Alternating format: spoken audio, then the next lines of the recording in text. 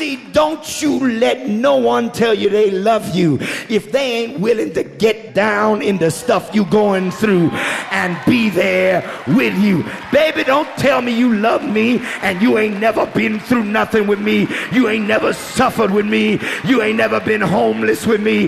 But oh,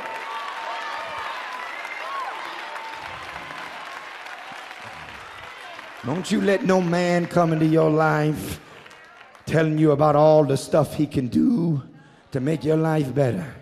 You better ask him the question, what happens when you run out of money and you ain't got no pretty car and I put on 30 pounds? What happens then?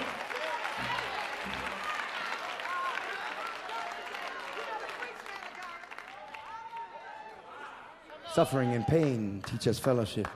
He becomes like us because we need a God who can emote with us. I was, several years ago, I was in Glasgow, Scotland, and in an incredible church there, and they were singing a worship song, and they were singing a song, "Why should I be discouraged? Why should the shadows come? Why should my heart feel lonely and long for heaven and home? When Jesus is my portion, a constant friend is he. His eye is on the sparrow, and I know he watches me." The problem was that it was 5,000 white people.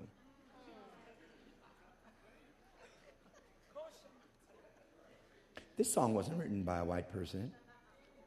It was written by an African American who lost his family and still remembered the stings of slavery and racism and prejudice. It's written by an African American man who heard the words, "Your seat is in the back," who sat at tables where signs were that said, "White people only."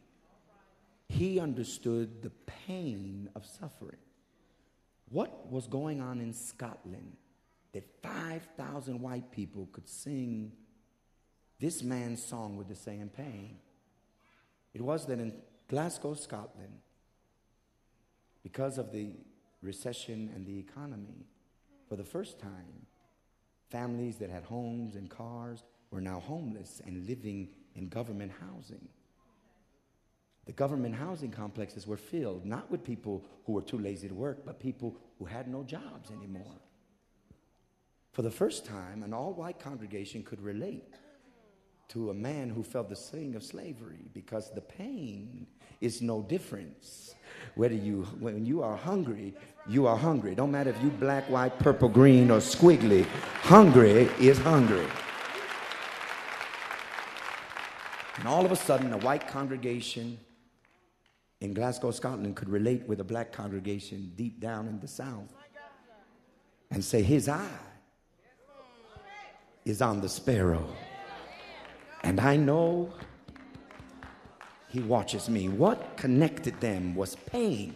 What connected God to us was that God became like us to feel our pain, so that he would not be a God that is far off, but he says, now come boldly to the throne of grace that you may obtain mercy. The only reason grace and mercy mean anything is when you've been through something. But God, who sits on the throne, says, I can relate to you because I felt your pain, and I felt your pain, and I've cried some tears, and I know what it's about. God just don't save from my past, but walk with me in my present. I'm finished. I went to buy a rug, and when I was going to buy this rug, it was a beautiful Persian rug. Persian rugs vary in cost anywhere from $12,000 to $28,000.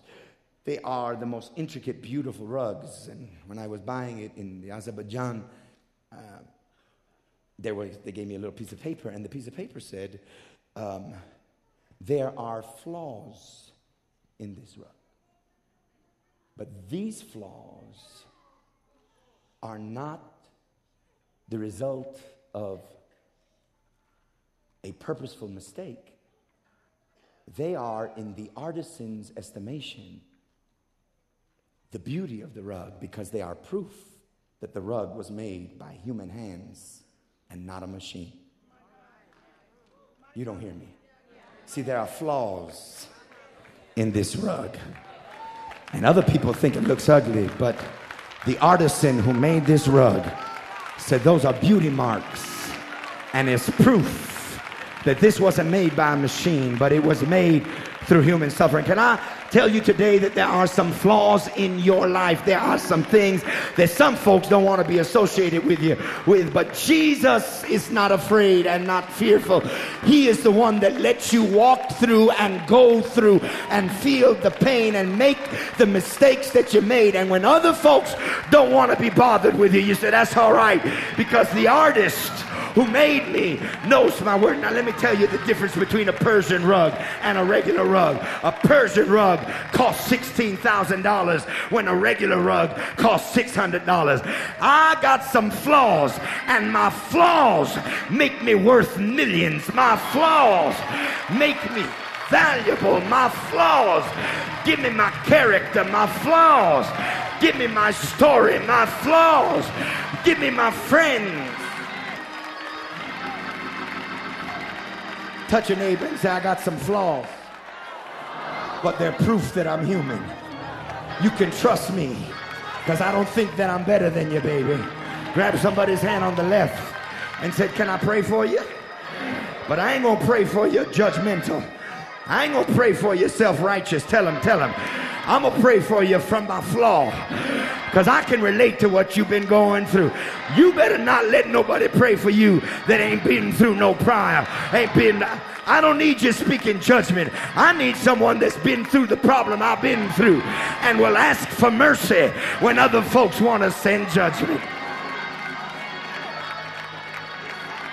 Grabbing people's hands all over this place. Squeeze their hand.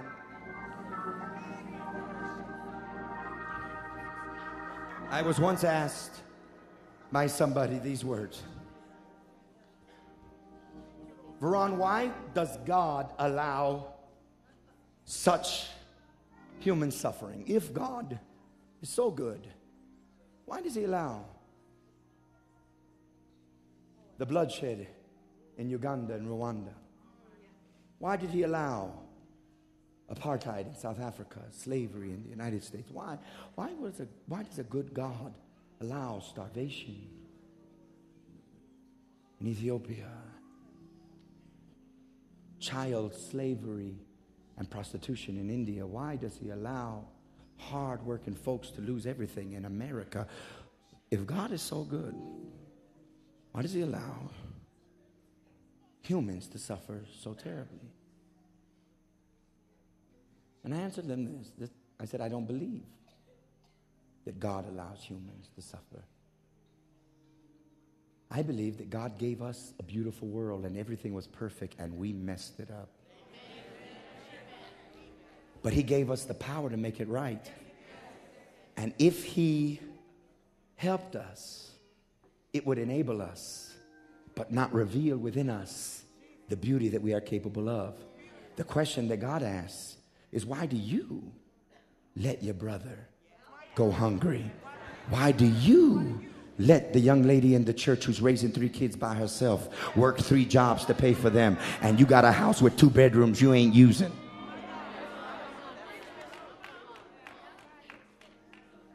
Why haven't you picked up somebody in your car that seats 5?